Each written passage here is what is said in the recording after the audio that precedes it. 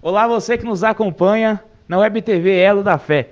Hoje nós vamos lançar mais um programa do Conexão da Fé. E o nosso convidado é mais do que especial. Quem vem se conectar com a gente hoje é natural de terras fluminenses, da cidade de Magé. Eu acho que você já sabe de quem que eu estou falando, né? É o nosso querido bispo diocesano, Dom Paulo Francisco Machado. Olá, Dom Paulo. É uma alegria muito grande receber o senhor aqui nos estúdios da Web TV Elo da Fé. Olá a todos, é uma alegria também estar aqui, é um presente para mim, né? Afinal de contas, o padre e o bispo devem ser pessoas da palavra, pessoas porque professam a fé naquele que é a palavra da verdade, aquele que é verdade, caminho e vida. Então que todos possam realmente estar aqui um pouco conosco, conhecer um pouquinho de nossa vida, a vida de nossa diocese. E primeiramente, Dom Paulo, eu gostaria de externar a nossa gratidão em nome do Centro de Comunicação Diocesano por nos proporcionar esse espaço de trabalho tão agradável para nós podermos criar esse ambiente de evangelização. E falando de evangelização, eu gostaria de já lançar uma pergunta para o senhor. Como que o senhor vê esse processo de evangelização nesse tempo atual e principalmente, né, as consequências e como será essa ressignificação num contexto pós-pandemia? Bem, o que será pós-pandemia, a gente fica sempre em dúvida. O que é certo, eu traria aqui à memória aquilo que o Papa Francisco falou no mês de março do ano passado, né? Dessa pandemia não sairemos iguais. Ou sairemos melhores ou piores. E a igreja, portanto, tem como missão, né? Sua missão é evangelizar, a missão principal da igreja é evangelizar, então cabe a ela procurar desenvolver da melhor maneira, dentro dos recursos que temos, eu diria, os meios de comunicação são os que nós temos no momento e que são muito importantes. Eu quero agradecer, portanto, a todas aquelas pessoas da Diocese que estão dedicadas a esse serviço de igreja, né? De transmissão das missas, de transmissão da catequese. Então, vamos lutar, né? Vamos nos esforçar, sim, levar o Evangelho para o coração deste mundo da pandemia e que essa pandemia nos torne melhores. Nós temos que sair melhores, não piores. Sim, e ao longo dos tempos, né, nós já fomos ressignificando o nosso modo de expressar nossa religiosidade, o modo de expressar a nossa fé. E será que o senhor teria, às vezes, alguma história, contaria para nós? Porque quando o senhor, por exemplo, entrou no seminário aos 10 anos, quando foi feito bispo em 2004, eu acredito que a forma de expressar a religiosidade não é a mesma como nós vivemos hoje, né? Uhum. Bom, velho tem sempre muita história para contar. Afinal de contas, eu estou caminhando para 69 anos. Então, se você pedir história para contar, eu vou ficar aqui até uma semana inteira contando história. Mas eu posso dizer o seguinte: a minha vocação foi mediada por algumas pessoas. Dentre elas, eu citaria duas pessoas. Em primeiro lugar, a minha mãe. Eu tenho até, recordo ainda, criança, um dia, minha mãe estava passando roupa e eu falo com ela, conversando com ela, que eu gostava muito de conversar com a minha mãe, mamãe, o que eu vou ser no futuro? Aí ela falou, meu filho, isso aí a escolha é sua, você que deve escolher. Então eu pensei, mamãe, eu posso ser médico. Ah, meu filho, que coisa bonita, médico. O médico vai cuidar das pessoas, vai cuidar dos doentes, vai cuidar das pessoas pobres, das pessoas enfermas. É uma profissão muito bonita. Até hoje eu acho uma profissão bonita porque mamãe falou. Se mamãe falou, não pode ser mentira, né? Mas aí, lá pelas tantas, eu faço uma outra pergunta. E aí foi quando ela me desarmou, né? Eu diria, né? Mamãe, e ser padre? Minha mãe foi minha primeira e única catequista, por isso eu tenho muito a agradecer às catequistas. Eu tenho uma admiração muito grande por essas pessoas que se dedicam ao serviço da igreja, que é da catequese. Agora um ministério, inclusive, concedido especialmente pelo Papa Francisco. Então a minha mãe falou, meu filho, ser padre é muito mais bonito, é mais bonito ainda que ser médico. Porque se o médico cuida do corpo, o padre vai cuidar das pessoas, das almas, né? Do espírito das pessoas. Eu nem sabia direito o que é esse negócio de espírito, alma, só sei que o padre era alguém que ajudava as pessoas a caminhar no caminho de Cristo, a seguir a Jesus Cristo. E aí, é claro, né, Deus pode até se utilizar um pouquinho de nossa vaidade, de nossa ambição para o bem. É claro que se ela falou que é melhor, eu não vou no pior, eu não vou no menos mal, né? Eu vou no melhor. E ali começou a nascer. Então essa foi a primeira pessoa. Minha mãe foi muito marcante, uma vocação assim, ela é sempre mediada por pessoas. E a outra pessoa que muito me marcou foi o padre, né? Eu comecei a ser coroinha, quando ainda a missa era em latim, né? Eu ser coroinha com 6 anos e meio, mais ou menos. E o padre era um padre espanhol, né? Padre Eugênio Garcês. Esse padre era um homem, era um anjo de bondade, né? Muito bom. Ele, inclusive, soube que eu tinha sido eleito bispo pelo Papa, né? Pelo Papa São João Paulo II. Eu sou de 2004. E esse padre era uma espécie de herói da garotada da catequese, né? Então, era muito animado, né? Aliás, não foi ele, foi o padre que o substituiu, que era um padre também, eu diria espanhol, mas ele iria reclamar muito, porque na verdade ele era da Catalunha, né? O padre Fernando. Então o padre Fernando deu continuidade àquela visão positiva que eu tinha dos padres, né? Ele levava a turma de primeira comunhão, todo sábado ele tinha um encontro com toda a criançada, porque não tinha ainda sala de catequese, era tudo na igreja mesmo. E aí contava histórias que até hoje eu me lembro, né? Mas de todas elas, a mais interessante foi o dia que entrou um bêbado. Um bêbado entrou na catequese e começou a atrapalhar muito a catequese. E aí o padre foi tirar o bêbado. Foi uma cena muito engraçada, porque aí o bêbado empurrou o padre e os dois rolaram em frente ao altar. Foi uma festa. E é claro que a meninada toda torcendo pelo padre, né? A criançada foi a loucura, né? A coisa, até hoje eu não sei como foi resolvido, mas eu sei que foi resolvido, né? Então, o padre Fernando foi realmente muito interessado em levar jovens, crianças, sobretudo coroinhas, né, para o seminário. Então chegou ao ponto de ter, no seminário de Correias, em Petrópolis, chegou a ter 15 seminaristas, né? Então sempre muito animado, muito carinhoso com a parte vocacional, né? Então acho que foram essas duas pessoas que mais marcaram, né, que vamos dizer assim, que Deus colocou no meu caminho para que eu trilhasse essa formação, para que entrasse no seminário, até ser tornado, né, padre e depois também bispo. E durante o processo de formação no seminário, né, o senhor conheceu muitas pessoas, né, teve contato com muito estudo também. Como que foi o processo de formação lá no seminário de Petrópolis? Olha, eu entrei no seminário com 10 anos. Eu me lembro que há uns 3 anos atrás me pediram um depoimento sobre o seminário, né? Os anos de seminário. Foi o próprio seminário, o pessoal da propaganda vocacional que pediu. E aí eu contei um pouco a história, né? A vida do seminarista, né? Naquela época. Primeiro que a gente entrava muito cedo, eu entrei com 10 anos.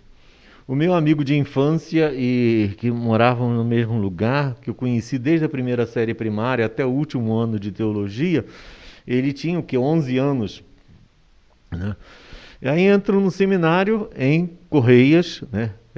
Correias pertence ao 2º distrito de Petrópolis, e foi também minha última paróquia. A última paróquia que eu servi foi justamente Correias, onde está o seminário.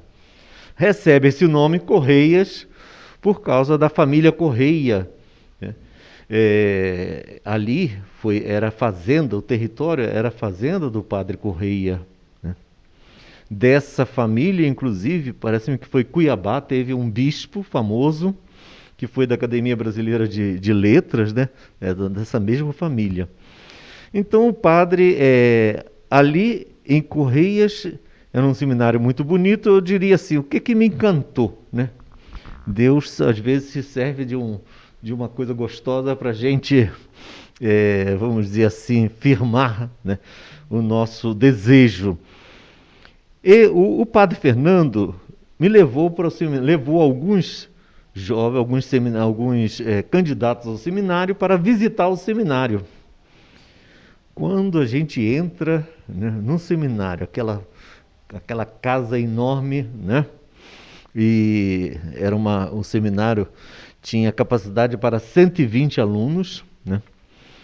Mas, sobretudo, o que mais me agradou naquela época, né, foi o campo de futebol. Tinha 2 campos de futebol. A gente não tinha naquela época a gente jogava muito na rua, né? Hoje, qualquer lugar tem escolinha, né? Mas naquela época a criançada jogava na rua. Então, ver um campo de futebol mais ou menos gramado, aquilo era tudo que eu queria. Embora aí já entra uma outra coisa, né? Eu entro no seminário e eu posso dizer, se eu não fui o maior, talvez seja tenha sido um dos maiores pernas de pau de todos os tempos do seminário, dos 1.200, 1.300 alunos que já passaram por lá. Eu acho que eu devo estar classificado entre os 10 piores. Então, mas eu gostava era de natação. Natação era a paixão. Eu tinha muito fôlego, era novo, tinha muito fôlego, gostava muito de nadar. E aí, quando a gente fazia os campeonatos de natação, normalmente eu ganhava, né? Então a vida do seminário era muito rígida. Eu fico imaginando, hoje é impensável uma criança de 10 anos viver num seminário sob os cuidados de padres, né? Porque na época havia uns 7 padres, né? Inclusive um padre encarregado só da parte disciplinar, e depois o reitor, esse aparecia menos, né? Um diretor espiritual, um padre ecônomo e depois alguns padres que também davam aula, né? Então, ainda recordo, né, alguns padres, né, que foram meus professores, que uma beleza, né, uma coisa encantadora aquela. Então, professor de religião, né, que depois foi administrador da Diocese de Petrópolis, nós ficamos muito amigos e todo mês a gente tinha que levar o caderno de espiritualidade, o caderno espiritual, para apresentar ao padre, né? Se nós fizéssemos, por exemplo, um retiro, tinha que colocar também qual foi o propósito do retiro, né? E nós tínhamos retiro mensais, né? Além de um retiro anual de 3 dias. Então, eu tenho para mim que foram momentos, aqueles 15 anos que eu passei no seminário, foram momentos muito importantes na minha formação. E depois, uma vez formado, eu continuei, né? Eu continuei no seminário, porque 6 meses depois o bispo me chamou para dar aula no seminário. Como eu gostava muito do negócio de filosofia, essas coisas assim, então eu dei aula de introdução à filosofia, de forma que hoje eu tenho muitos padres, ou a maioria dos padres da Diocese de Petrópolis foram meus alunos, né? Seja de filosofia, seja de teologia. Então é uma experiência. Se eu for contar as coisas do seminário, coisas que me agradavam muito. Bom, o teatro, nós fazíamos todo ano umas 4 peças teatrais. Eram os alunos que tinham, vamos dizer assim, que se reuniam, e os salesianos tinham muitas peças teatrais, né, que eram formativas, mas também outras peças. Eu me lembro ainda de peças como é que é o nome? Maria Clara Machado, né? Então que o rapto das cebolinhas, é, e o que mais? Aquela Pluft, o Fantasminha, né? O Boi e o Burro, acho que é dela também, o Boi e o Burro a Caminho de Belém, né? Então peças teatrais que às vezes de longa duração, né? Com inúmeras cenas, 3 atos, né? Era muito. Então aquilo era muito bom para a gente, na parte formativa, porque desde cedo a gente começava a aprender a enfrentar, né, o público, a não ter medo de público, né? É claro que ali, normalmente, quem trabalhava no teatro, os atores eram sempre pessoas que tinham mais gosto por isso, né? Que aceitavam o desafio. Depois, no seminário também, além disso, havia uma outra coisa muito interessante, que era a academia literária, né? Então, todo mês a gente se reunia e eram 2 academias, uma para os mais adiantados e outras para os mais atrasados, né? Até 2º ano ginásio, né? Portanto, na fase assim de uns 14 anos, né? De 10 a 14, 15 anos.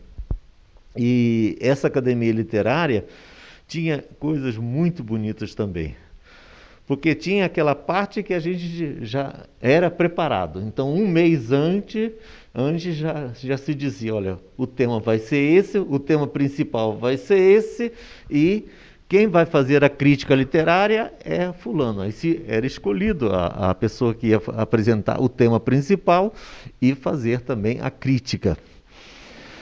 Depois tinha outros também que já eram marcados, determinados, por exemplo, a declamar uma poesia, né?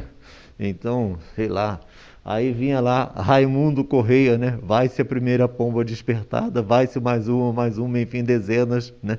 Então cada um era obrigado, né? E era interessante que às vezes a gente encontrava alunos com uma memória fantástica, né? Capazes de memorizar trechos, poesias longas.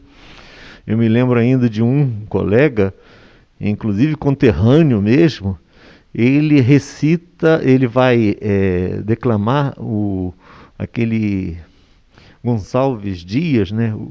Do Juca Pirama, uma coisa assim, né? No meio das tábuas já menos verdores, e era uma coisa longa, e ele decorou tudo, né? Então era muito interessante. E tinha também, a gente era obrigado, por vezes, era escolhido assim, na última hora, era escolhido para falar. Então, no início da academia, era escolhida uma pessoa, e a pessoa tinha que falar, tinha 10 minutos para se preparar. Então, para poder ao menos se concentrar um pouquinho e ver o que ele podia dizer. Então, era coisa ligada à ciência, era algum fato da história, né?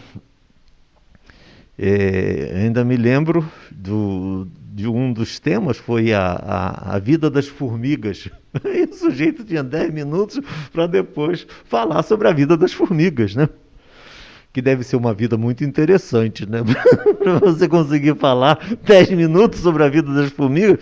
É claro que para um cientista alemão, talvez ele precisasse de 3, 4 anos falando, sem parar, né? Já um brasileiro, ele fala 10 minutos, já acha que é muito, né? Mas era muito interessante. Depois a escola Cantorum, a escola de cânticos também, porque a gente, desde que entrava no seminário, tinha que ao menos aprender um pouco de música também. Então, e alguns, aqueles que tinham melhores condições, eles eram chamados para a escola de cânticos, né? E de modo que aos domingos, aí toda a criançada, todo mundo vestia uma batina, tinha que ir para a igreja de batina, e cantava-se normalmente o canto gregoriano, né? E era sempre uma festa. O domingo era sempre marcado por por algumas diferenças, né? O domingo tinha um sentido sempre muito festivo, né? Depois, o que mais, meu Deus? Nós éramos obrigados a ler muito. Todo seminarista naquela época tinha que ler. Por quê? Porque havia muitos momentos que tinha que se manter silêncio sem provavelmente fazer nada. Então o que você tinha que fazer era ler. Porque tudo era com fila. Para organizar aquela turma toda, tudo tinha fila. Tocava o sinal. A turma estava no estudo. Aí todo mundo tinha que ficar perfilado direitinho. E aí, de forma que ao chegar todo mundo, a gente descia para o recreio, por exemplo, né? E aí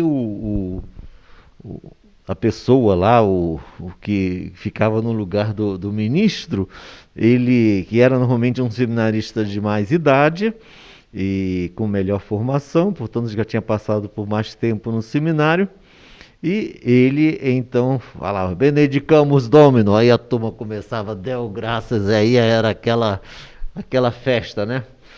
Muita alegria. O seminário era um lugar de muita alegria, de muita festa, né? Então olha, na verdade é claro que todo velho é saudosista, né? Mas acho que eu tenho razão para ter saudades daquele tempo. Eram tempos duros, muita disciplina, muito latim.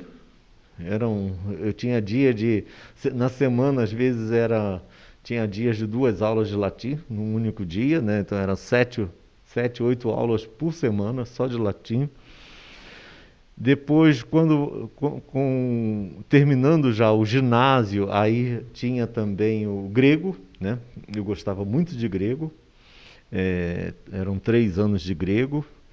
Ainda no ginásio, quando eu tinha 16 não, 12 anos, com 12, 13 anos e 14 anos, aí era francês, 3 anos de francês e 2 anos de inglês, né? Então eram muitas línguas que a gente tinha que... A formação era muito marcada por isso. Outras coisas também muito interessantes. Uma vez por semana, o reitor se dirigia a todos os alunos para aquilo que nós chamávamos de aula de civilidade, né? No fundo, era ensinando a pessoa, né? E o futuro padre também, né? A se comportar, né? Se comportar à mesa, se comportar numa festa, em todas as ocasiões. Era muito interessante aquilo ali, né? Como você se comporta em relação às pessoas idosas, né? Então, nesses dias, já faz bastante tempo ainda, foi antes da pandemia, uma vez eu estava com um bispo que era mais idoso do que eu. E aí, como que recordando os tempos de seminário, que era muito comum, nós estávamos andando 2 a 2 e batendo papo, conversando. E aí, como nós estávamos na rua, eu vi que ele estava do lado, vamos dizer assim, da rua mesmo, de passagem dos automóveis, e aí eu puxei e fiquei daquele lado, né? Porque era uma das coisas que a gente aprendia, né? Ceder o melhor lugar, o lugar mais seguro para as pessoas idosas. E ele então também, imediatamente, como ele teve também essa formação desse jeito, né? Então ele imediatamente logo percebeu, aí foi um momento gostoso, né?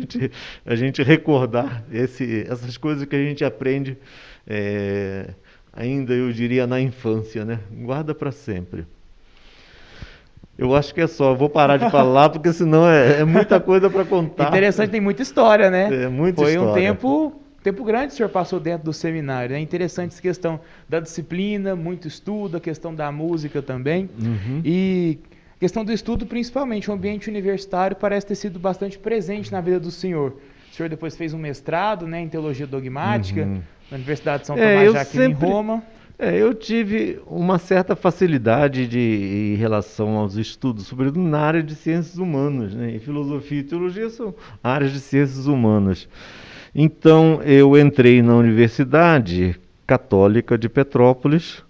Eu me lembro ainda que tinha aquele terror do vestibular, né? Eu tinha 17 para 18 anos, e aí o reitor chama, éramos 4 que estávamos terminando. Ele chama, né? Os seminários eram um italiano, né, até hoje vivo lá em Pádua. E ele chama e diz assim: vocês vão fazer o vestibular. Porque antes os seminaristas ou estudavam em outro seminário ou entravam na faculdade, na universidade, como aluno ouvinte. Mas quando chegou a minha vez, ele falou: vocês vão fazer o vestibular. E eu ainda me lembro de a pergunta de um dos colegas, né, que falou assim: e se a gente não passar? Aí ele falou assim: não tem problema, passa aí. Vocês têm que passar. E aí foi muito bom, porque nós tivemos um tempo muito curto, muito curto. Foram 2, 3 semanas de muito estudo, né? Sobretudo a parte de língua, né? Que cada um podia escolher a língua. Na época era inglês, francês, e dos 4, um escolheu inglês. Os outros 3 nós escolhemos o francês, né? Que já tínhamos mais facilidade, de forma que entramos na faculdade. E a vida na universidade foi também assim muito viva, né? Muito rica. Logo, alguns anos, já com mais ou menos 4 anos depois de formado, já cuidando de uma paróquia, um padre, né, me chamou e falou assim que ele era diretor de um instituto na Universidade Católica. Ele falou assim: ó, eu já falei com o bispo e o bispo está querendo que o senhor dê aula também na universidade. Nós precisamos de professores na universidade, então o bispo está chamando, está pedindo que o senhor também preste esse serviço à igreja que está em Petrópolis. E aí eu comecei também, ali foram 22 anos na universidade, né? De forma que eu posso dizer que a minha aposentadoria provavelmente foi mais como professor, né? E desde cedo eu tive uma certa inclinação para o ensino. É claro que com o passar dos anos, hoje eu não sei se eu enfrentaria e como enfrentaria esse mundo, né? Mas a gente tem gosto, porque dar aula é uma cachaça, né? Aquilo ali é um vício que a gente pega, né? De forma que eu ainda me lembro que no período das férias, meu Deus, quando ia chegando o final das férias, eu falava, graças a Deus, porque eu já não aguentava mais, tinha que ver, né? Enfrentar aquela situação, ter um encontro com os alunos, foi uma coisa muito boa. E ainda nesse cuidado, como eu fui chamado para o seminário, dar aula também no seminário, então sempre eu tive ligação com o seminário. E antes de ser bispo, os últimos 6 anos foi também como reitor do seminário. Então fui reitor durante 6 anos e 70%, 80% do clero de Petrópolis foi meu formando, né? Tenho grandes amigos, graças a Deus, que foram alunos ali. Alguns já têm mestrado, doutorado, né? Somos grandes amigos. Até bispo eu já tive, né? Alguns bispos, tem até ser bispo que foi aluno, que foi meu aluno de filosofia.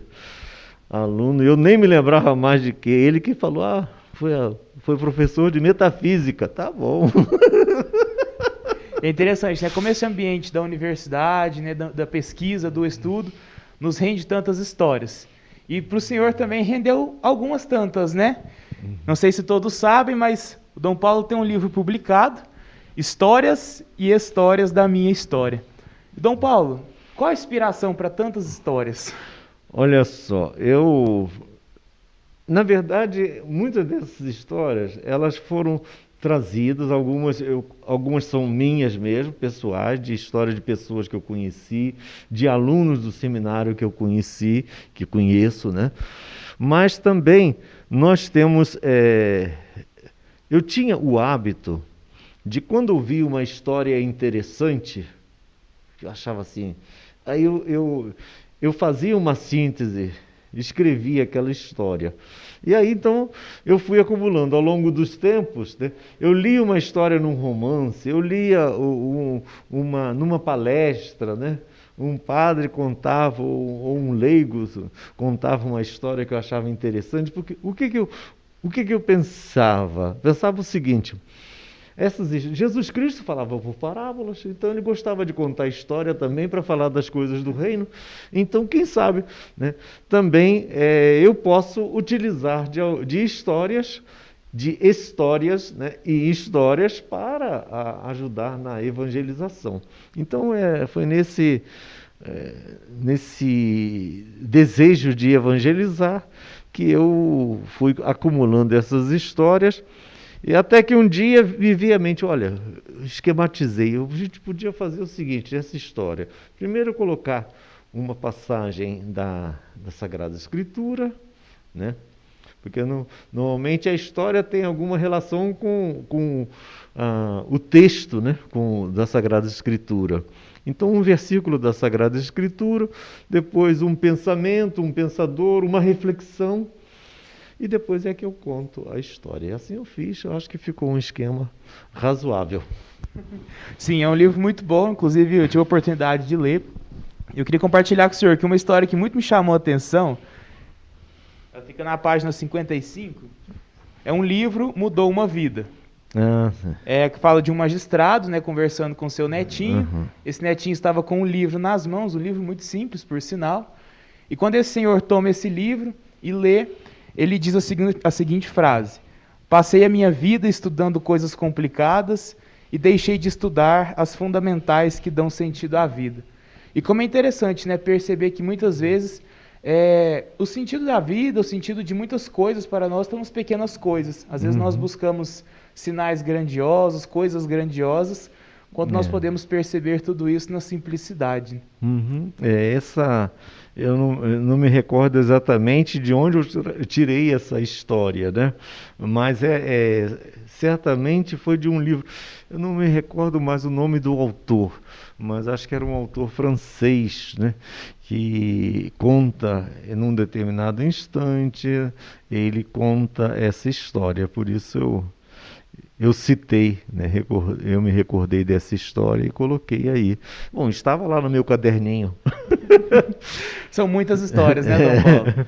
E além dessas que estão no livro, acredito que o senhor tenha colecionado também diversas outras histórias com diversas pessoas, principalmente pelo trabalho pastoral que o senhor exerceu nas paróquias na época lá em Petrópolis enquanto pároco.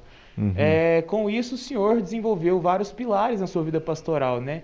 Eu destaco aqui a importância da formação dos futuros padres, a preocupação com o estudo, né, da cultura religiosa e também, principalmente, esse serviço pastoral, esse cuidado pastoral.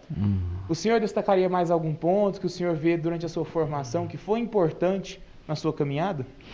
Olha só, eu sempre, vamos dizer, essa característica, esse gostar de ensinar, isso acho que eu aproveitei muito isso. E às vezes com uma certa, eu diria, criatividade, eu não sei se seria o termo exato, né? Por exemplo, há 40 anos atrás, quando começou essa história aí de loteria esportiva, né? E tinha que marcar 13 pontos, uma coisa assim, né? Aí eu lancei na paróquia perguntas, tudo mais, para loteria religiosa, né? A pessoa tinha que responder com as opções, tinha que responder aquilo que era certo ou não, né? Então eu distribuí aquilo para a turma poder, ao menos assim, estudava um pouco, procurava conhecer a Sagrada Escritura, porque a minha preocupação maior era sempre mesmo com a Sagrada Escritura. Na última paróquia que eu estive também, eu fiz uma coisa, nós promovemos muitas vezes aquilo que eu chamava 5 lições sobre a Bíblia. Eram 2 dias para simplesmente ensinar as pessoas a abrir a Bíblia, o que já é uma grande coisa, né? Então, eram lições que eu tratava, por exemplo, da separação entre Antigo e Novo Testamento, porque eu não sei, hoje acho que as pessoas já têm um pouquinho mais de formação e informação.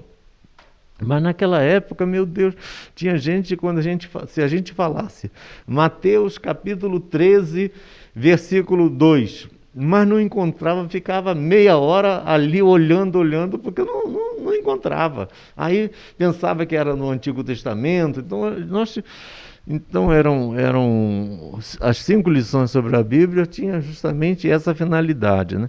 Eu gostava muito E depois tinha também umas reuniões, né, sobretudo com os jovens, que eram, vamos dizer assim, de discurso livre, né? Então aí tratávamos dos vários assuntos e aí eu nunca me esqueço que uma vez um sujeito, um dos jovens, né, ele estava perguntando uma coisa, porque eu estava falando, naquela época falava-se muito negócio de nova era, e isso e aquela. Então eu estava abordando esse assunto, e aí eu comecei a divagar, né? Ao mesmo tempo brincar. Porque Santo Irineu, né, lá no início do cristianismo, às vezes ele fazia o seguinte, para poder mostrar o erro, né, do gnosticismo, tudo mais, ele procurava ir, vamos dizer assim, mostrando as consequências, né, um pouco as consequências estranhas, né, que decorriam daquele tipo de posição. E aí eu me lembro que eu o sujeito, diante de algumas perguntas e tudo mais, aí eu comecei a divagar e inventar uma história. Aí, uma história completamente louca, né? Completamente louca. E aí, lá pelas tantas, alguém me advertiu, olha, padre, é melhor só explicar direito, porque ele está acreditando em tudo isso, né? Porque eu disse que a realidade toda, né, não passava de uma grande minhoca cósmica. E vai por aí, minhoca... E o sujeito... Aí que o pessoal depois me falou comigo, olha, é melhor só chamá-lo e conversar para tirar essas ideias da cabeça dele. Acho que ele não percebeu, né? Então, muitas vezes esse é um caminho também, né? Nós temos que... na época isso era aceitável. Hoje acho que eu não teria coragem de fazer isso, não. Era muita maldade, né? Eu acredito, Dom Paulo, que todo esse caminho pastoral, essa vida de estudo, de oração, espiritualidade, foram pontos muito importantes e fundamentais para que em 2004, né, o Papa, hoje São João Paulo II, o nomeasse bispo. E como que foi esse processo? O Papa ligou para o senhor, mandou uma carta? Não, olha só, havia um falatório muito grande na diocese. Só eu é que eu não sabia disso, né?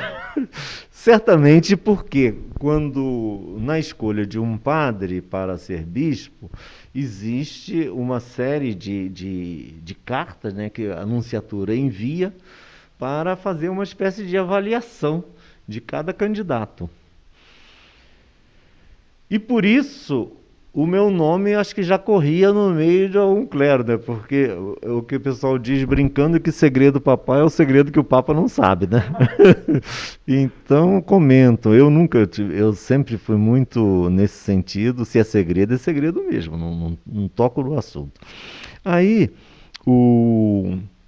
corria aquela história, porque o meu nome deve ter corrido pela diocese, e a curiosidade era tão grande, muito grande mesmo, no seminário, em tudo quanto é lugar. E um dia, o núncio telefona, eu estava na paróquia, que é uns 2 quilômetros do seminário, e aí o núncio telefona para o seminário, perguntando por mim, e... quem atende era justamente o padre que vivia sempre mais interessado nesse tipo de assunto, né? Era aquele que toda quarta-feira procurava saber quem foi nomeado bispo, aquela coisa toda.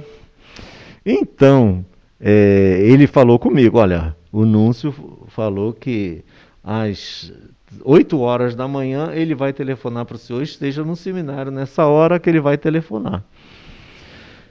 E o Núncio telefonou, realmente o Núncio telefonou, perguntando-me se eu podia encontrá-lo em Itaici. Na época os bispos se reuniam em Itaici.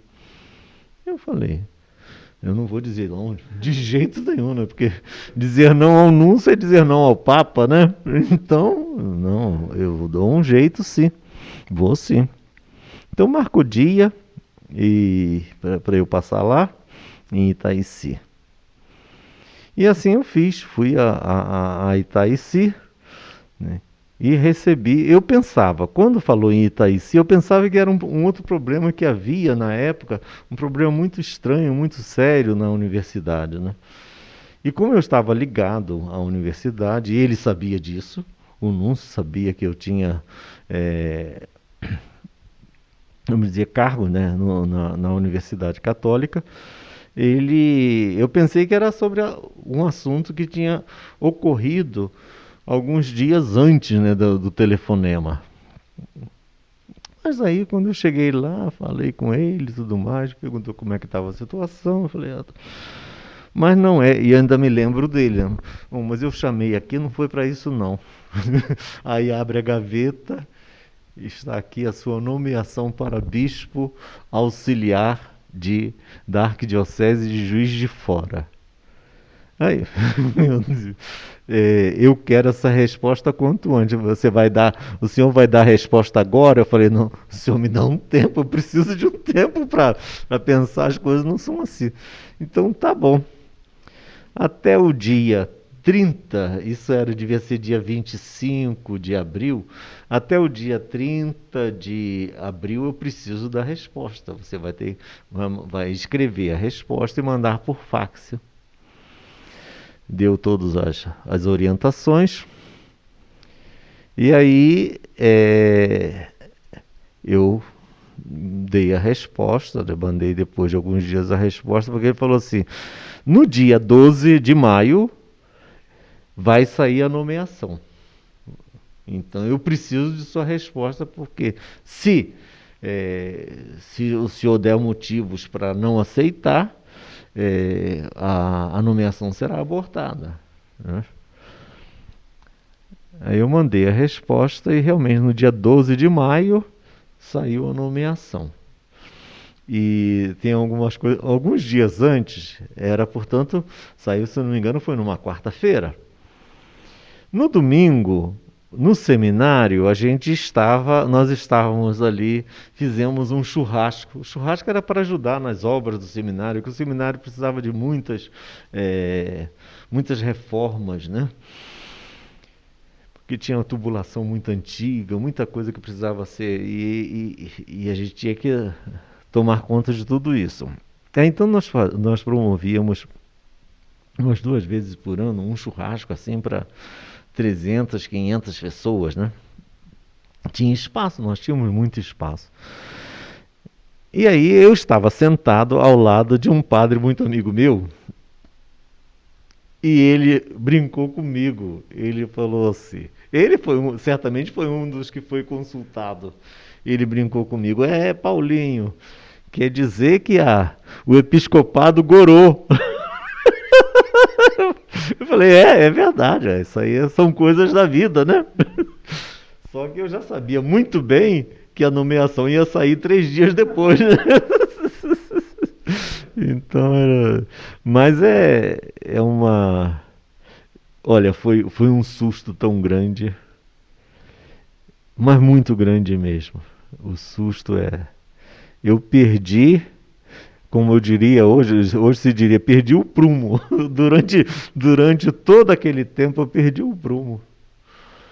Uma professora, muito amiga também, atuava muito na paróquia, ela me falou que eu estava tão estranho, tão distraído, que ela sabia que tinha acontecido alguma coisa, né? Então rezar, meu Deus, eu acho que eu passava o tempo todo. Eu estava conversando com uma pessoa, Eu não estava nem aí, a cabeça estava rezando. Olha, eu devo ter rezado umas 10 mil Ave Marias por dia, porque era o tempo todo, né? Rezando, rezando, meu Deus, é uma situação muito, muito complicada. É um desafio para a gente, né? Um grande desafio. Ainda bem que tem a graça, né? Para nos sustentar nas nossas Exatamente. fraquezas, nas nossas limitações, nos nossos medos, né? Porque o medo é muito grande. O medo é muito grande. Nós vivemos numa sociedade do medo e assumir esse tipo de serviço na igreja realmente comporta muitas dificuldades, né? Muitos desafios. E todo ser humano, diante de grandes desafios, às vezes se sente temeroso. Tem gente não, tem gente que vai enfrentando de qualquer jeito, não tem. Mas por temperamento, foi muito complicado. Então que bom que essa resposta foi afirmativa e graças a ela hoje nós temos o senhor como nosso bispo aqui na Diocese de Uberlândia, motivo de muita alegria para todos nós. E Dom Paulo, durante todo esse tempo, né, muitas pessoas vão passando pela nossa vida, principalmente pela vida do senhor, no seminário, na universidade, quando o senhor estudou fora, também lá na Arquidiocese de Juiz de Fora, aqui na Diocese de Uberlândia. E tem uma frase muito famosa que diz assim para nós: cada pessoa que passa em nossa vida passa sozinha. É porque cada pessoa é única e nenhuma substitui a outra. Cada pessoa que passa em nossa vida passa sozinha e não nos deixa só, porque deixa um pouco de si e leva um pouquinho de nós. Essa é mais uma bela responsabilidade da vida e é a prova de que as pessoas não se encontram por acaso. Uhum. O senhor concorda? O que o senhor acha? Claro que concorda. Vamos dizer assim, eu diria que só na eternidade é que nós vamos descobrir, né, quais foram as pessoas que mais nos ajudaram no caminho da fé, da esperança e da caridade. Então, no caminho vamos dizer assim, da santidade, né? Então lá, aqui a gente, né, eu citei alguns nomes, algumas pessoas, não fiz referência a nome, mas fiz referência a pessoas que marcantes na minha vida. Mas é na eternidade que a gente vai saber, porque, vamos dizer assim, a comunhão dos santos ela é muito mais ampla, né? Então, quem sabe muitas graças, né, recebidas, né, foram frutos de orações, né, de pedidos de gente que eu nem conheço, né? Mas que em Cristo promove-se uma comunhão muito grande. Afinal de contas, essa igreja é corpo de Cristo, então cada célula é importante, né? Cada parte desse corpo tem sua importância. Então, quem sabe lá na eternidade eu vou poder, né, agradecer, né, a todas essas pessoas que, de certa forma, me iluminar o meu caminho com a luz de Cristo. Porque isso que é importante. São pessoas que iluminaram o meu caminho com a luz de Cristo, né? Então, a essas pessoas e a todas as pessoas eu tenho que manifestar agradecimento, mesmo sem conhecê-las, e aquelas que eu conheço, é sempre agradecer também e rezar por elas, né? Exatamente. E pensando nessas pessoas que nós, nesse programa, infelizmente, não podemos trazer mais convidados devido a esse tempo pandêmico ao passamos, mas nós deixamos em nossas redes sociais uma publicação para que as pessoas pudessem mandar alguns questionamentos que elas gostariam de saber. Eu vou ler aqui algumas perguntas que nós selecionamos. Uhum. Tem um rapaz que deixou assim: quase todo mundo tem um time de futebol e gosta de uma escola de samba e tem um posicionamento político. E eu não vou falar com o senhor de política, né, principalmente por esse tempo tão polarizado com o qual nós vivemos, mas qual que é o time do coração, Dom Paulo? O time do coração, vamos dizer assim, na verdade, as crianças normalmente assumem o time do pai, né? Meu pai era vascaíno doente, então aí toda a família é vascaína, exceto uma ovelha negra que é meu irmão, que não sei por que torce pelo Flamengo. Mas não é aquela torcida convicta e doentia, não. Mesmo a minha, há quem diga que eu não sou vascaíno mesmo. Porque uma vez me perguntaram, né? Olha só, imagine se o Vasco, o Flamengo jogar com o time da seleção da Argentina. Para quem você vai torcer? Eu falei, aí nesse caso eu vou torcer para o Flamengo porque é brasileiro. Ele falou, então você não é vascaíno. Porque o vascaíno torce sempre contra o Flamengo. Então, eu posso dizer então que eu sou um vascaíno não muito convicto, mas é claro que às vezes eu procuro saber e me alegro de saber quando ele ganha, sobretudo quando ganha do Flamengo. É importante ver o esporte de um modo saudável, né, Dom Paulo? Competição. Uma outra pergunta aqui. Onde seriam as suas férias ideais? Na praia, no campo, em outro lugar?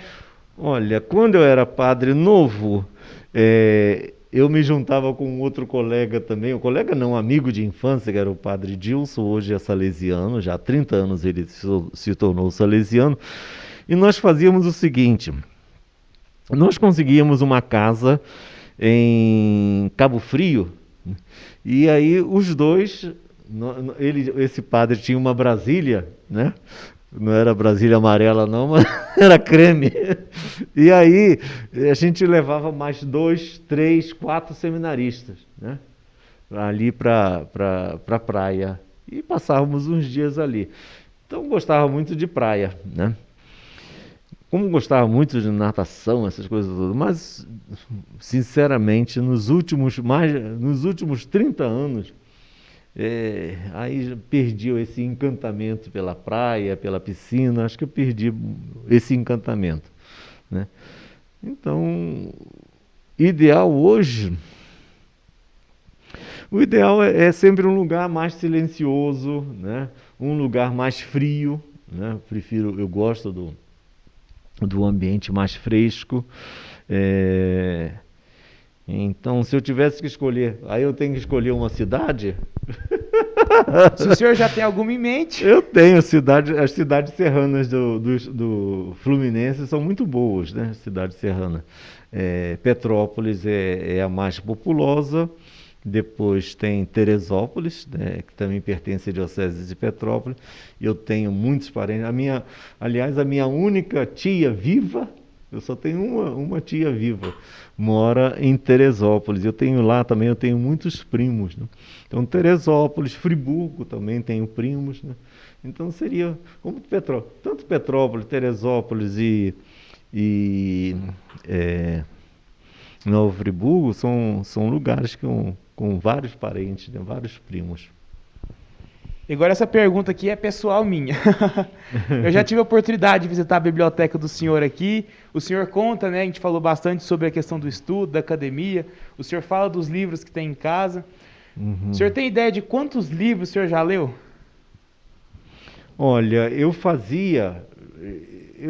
quando eu devia ter meus 16 anos, 15 para 16, o meu reitor, esse padre italiano, Dom Giorgio Fachin, é um padovano, ele me falou, né, me incentivou, olha, me deu um livro de psicologia. Você lê esse livro, é interessante. Depois você podia criar o hábito de fazer um resumo do livro. E aí foi a primeira vez que eu fiz um resumo de todo aquele livro. Era um calhamaço de umas 600 páginas. Mas a partir daí eu comecei ao menos escrever ao menos o título, o autor. E então aí eu ia lançando, né? Sabendo mais ou menos. Agora, eu li muito antes dessa fase, porque eu falei do seminário menor, que era o tempo todo a gente tinha que ler, né? Então toda semana, na quarta-feira e no sábado, a gente podia ir até a biblioteca e ali pegava emprestado um livro, né? e depois na outra tinha que devolver. Então, às vezes, eram livros que demoravam mais, né? Mas normalmente eram livros que eram lidos mesmo em 3, 4 dias, né? Então, foi um tempo que eu li muito. Na faculdade, aí também tinha que ler também um pouco mais. Acontece que eu fiz o levantamento, andei fazendo um levantamento de quantos livros. Então eu me deparei com um problema. Eu não sei quantos livros eu li na minha vida. Por quê que eu não sei? Porque eu comecei a contar, né, o que eu me lembrava. O primeiro livro que eu me lembro, assim, livro mesmo mais, era um livro de aventuras, né, pelas Campinas e Matagais. Era, se não me engano, da editora Vozes. Então esse eu estava no chamado Admissão ao Ginásio. E foi ali que eu comecei a adquirir mais gosto pela leitura. E antes eu lia, claro, quando criança tinha que ler aquelas historinhas, né? A Gata Borralheira, o Gato de Botas, todas essas histórias eu li, graças a Deus, né? Mas a leitura mesmo mais como um compromisso veio a partir do chamado Admissão ao Ginásio. E aí, eu nem coloquei esse livro, mas na verdade foi a partir já da filosofia que eu comecei a escrever. De forma que hoje eu tenho uns 56, 57 anos de leituras, eu não chego nem à metade vamos dizer assim, dos livros que eu citei o nome. Então, o que eu tenho, na medida que eu me lembro lá, que eu tenho marcado, dá mais ou menos uns 700 volumes, mais ou menos, coisa que eu li, né? Uns 700 livros, mais ou menos. Então, eu imagino que como eu li muito antes, deve estar chegando por volta de uns 2.000, né? E é claro, muitos livros que eu tenho são assim textos para pesquisas, né? Por exemplo, eu sou apaixonado por dicionários, então tenho mais de 200 dicionários técnicos, dicionários de filosofia, dicionários de teologia, vários ramos da teologia. Então eu gosto muito como gosto muito de etimologia, né? Então essa é uma certa paixão que eu tenho. Então, os dicionários não são livros para leitura diária. Não vou pegar um livro de dicionário, senão vai me ocorrer, né, aquilo que um Malbataan contava numa das. Foi um livro que eu nunca coloquei os livros dele, né? Porque os livros que eu li do Malbataan. No meu tempo de jovem e adolescente, todo estudante lia os livros do Malbataan, né? O Homem que Calculava. Muitos começaram a gostar de matemática lendo O Homem que Calculava, né? Lendas do Céu e da Terra. Mas ele tem um dos contos dele, não sei em qual deles, ele fala de um sujeito que passou 40 anos na prisão, ou 50 anos na cadeia. E na cadeia só havia um fascículo de uma enciclopédia correspondente à letra F, né? Aí o título do artigo, do conto, é O Efólogo. Que quando esse sujeito saiu da cadeia, ele ficava calado. Mas se falasse qualquer coisa com a letra F, aí ele sabia tudo. Então ele se tornou um efólogo. Então ler dicionário também não dá, né? Não é para ler, mas é para consulta, né? Até hoje eu gosto sempre de ter um bom dicionário, mesmo porque ao ler certos textos, de vez em quando aparece alguma palavra. Por exemplo, eu leio muitos livros que vieram de Portugal. Aí eu preciso, às vezes, porque tem termos que são típicos de Portugal, não no nosso português aqui do Brasil. Então a gente precisa sempre de um bom dicionário. Ainda hoje eu tenho essa mania, né, de me guiar pelo pai dos burros, né? Dom Paulo, com bastante leitura surgem muitas ideias, né? Existe um projeto já para um novo livro? Olha, quando surgiu a pandemia, veio-me à mente de publicar né, uma espécie de uma introdução a- aos quatro evangelhos, né? Ou uma introdução ao Novo Testamento, mas eu sinceramente a pandemia me atrapalhou muito a cabeça, muito, muito mesmo, de forma que eh, eu cheguei eu iniciei assim, vi que não estava dando, aí tive que parar, né? Depois, uma outra coisa que eu pensei também é reunir um pouco as homilias, sobretudo as homilias, porque eu tenho, se não me engano, escritas 13 homilias, né? 13 ou 14, porque no ano passado eu acabei escrevendo duas, por causa veio a pandemia, eu tive que parar, e depois que eu fui fazer a missa do Crisma, aí eu já fiz uma outra homilia. Então eu faço questão de escrever essa homilia da Quinta-feira Santa. E tem outras coisas também, alguns artigos, né? Então daria para publicar um outro livro, mas não sei se vale a pena mesmo não, né? Agora, esse desejo que eu tive de escrever, de publicar um livro de introdução ao Novo Testamento, porque eu durante 6 anos fui, de certa forma, eh, na verdade eu me ofereci ao bispo, porque o bispo, eu fui colocado numa paróquia muito pequena, teria, não só, era a menor paróquia da diocese, e eu seria vigário com mais 2 padres para cuidar de no lugar lá deve ter o quê? 250 pessoas. Então, uma vez por mês só é que eu iria a esse lugar para celebrar uma missa. Então eu falei com o bispo, eu sabia que o seminário estava em dificuldade, professor de Sagrada Escritura, porque teve uma experiência desastrosa lá. Aí eu me apresentei ao bispo e falei, seu bispo, eu vou ter muito tempo, eu posso dar aula de Sagrada Escritura. Então eu me preparava muito, realmente eu tinha que, às vezes 7 horas da manhã, eu ia das 7 horas da manhã às 8 horas da noite, só levantava para almoçar, né? Só estudando e preparando as aulas. Então, durante 6 anos eu dei aula de Sagrada Escritura, né? E de forma que eu tenho muita coisa, né? Muitos apontamentos de Sagrada Escritura. Então, eu cheguei a pensar, eu acho que eu daria assim para fazer uma introdução. Não é nenhuma novidade, nada muito científico não, mas uma introdução, né? Que serve para a formação de um bom leigo, né? Eu utilizei para a formação de padres. Acho que e eles nunca reclamaram, não. Até hoje nunca reclamou das aulas de Sagrada Escritura. Pelo contrário, né? Sempre eles gostavam muito. E uma outra coisa foi uma vez foi uma professora na faculdade, começou a fazer filosofia, perdeu algumas aulas.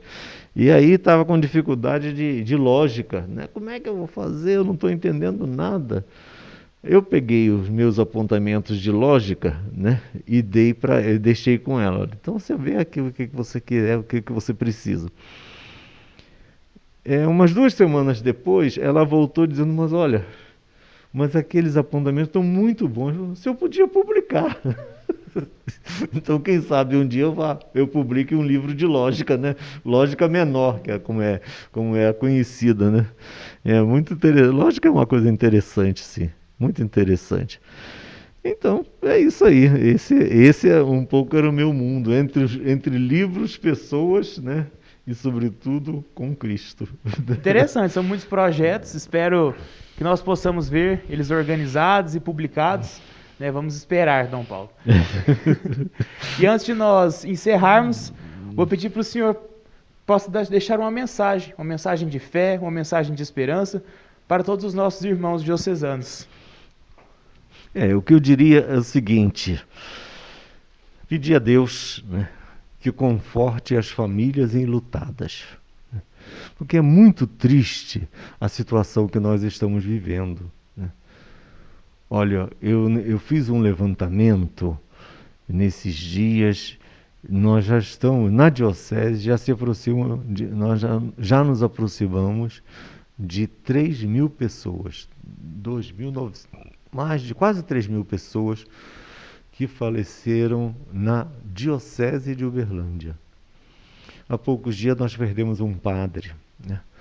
Os diáconos, vários diáconos estiveram doentes, até um seminarista aí, não sei como, Covid conseguiu encontrá-lo, né? O que não deve ser muito difícil, porque ele seria um bom goleiro, né?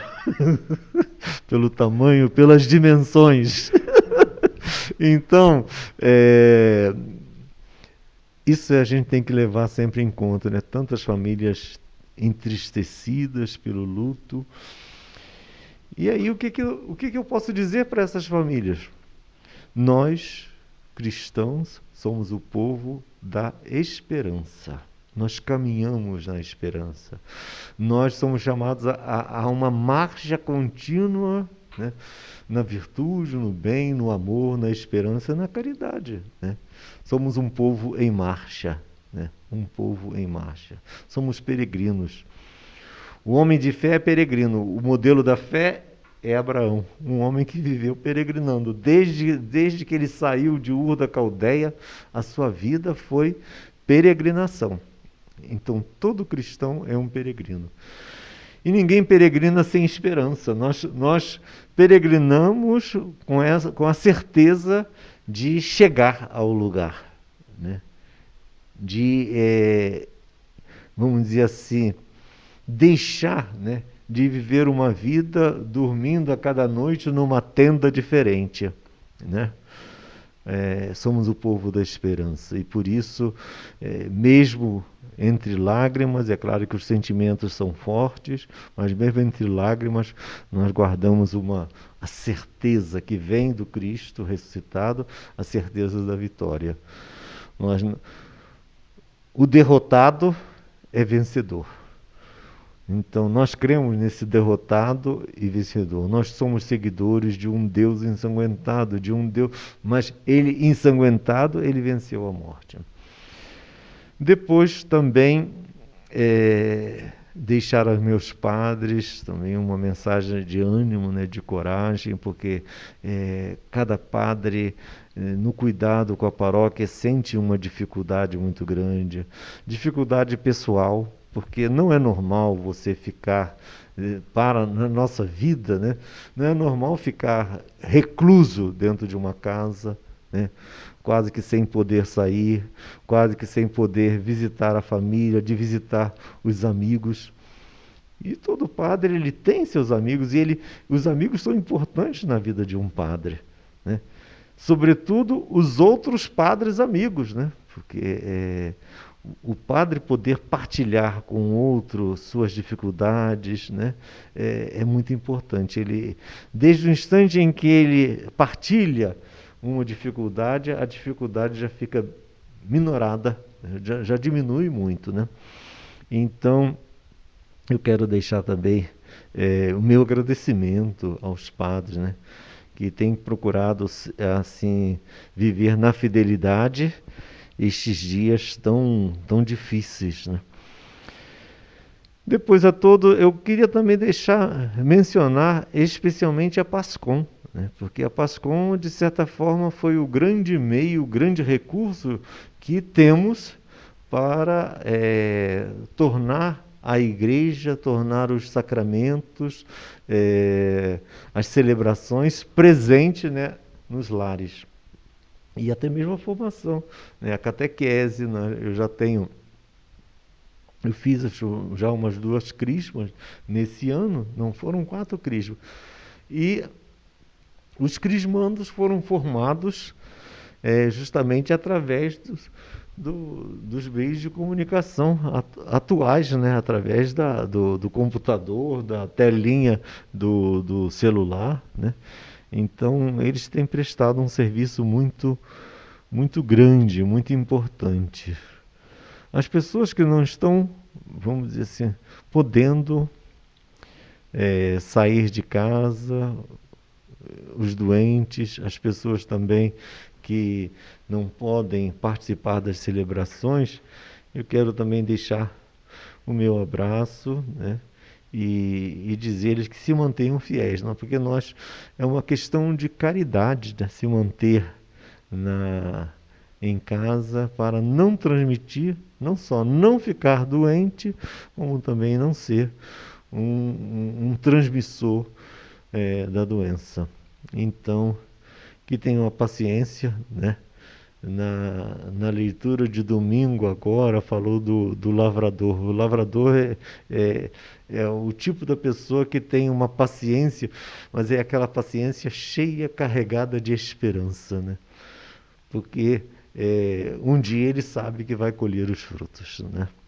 Os frutos desse tempo tão difícil, né? Então, essa dificuldade é também oportunidade para a gente crescer inclusive a nível interior, a nível espiritual, né? Nos tornarmos mais convictos do valor da oração, do valor dos sacramentos, desses sacramentos que nós não podemos participar pessoalmente, né? Mas que nós sabemos são celebrados nas igrejas. Então a todos eu quero deixar a minha bênção, né? Que Deus abençoe, que Maria Santíssima acompanhe, né? Com o seu olhar materno a cada um de nós. Que Deus abençoe a todos. Agradecer mais uma vez a participação do senhor aqui conosco, se fazer presente aqui nos nossos estúdios da Web TV Elo da Fé. Foi um programa muito gostoso, foi um bate-papo muito interessante, onde nós pudemos nos conectar com as histórias de vida do Senhor, que traz tantos ensinamentos para nós também. Muito obrigado pela sua presença aqui com a gente hoje. Eu que agradeço essa grande oportunidade, no meu entender. De certa forma, é uma conversa, sim, mas é uma conversa que, de certa forma, leva um pouco do sabor e do sal do Evangelho, né? Muito obrigado. Então é isso, pessoal. Aqui nós encerramos mais um Conexão da Fé com o nosso bispo diocesano, Dom Paulo Francisco Machado. Continue acompanhando o nosso conteúdo através das redes sociais, Facebook, Instagram, YouTube e também no nosso portal Elo da Fé. Muito obrigado pela participação e até a próxima.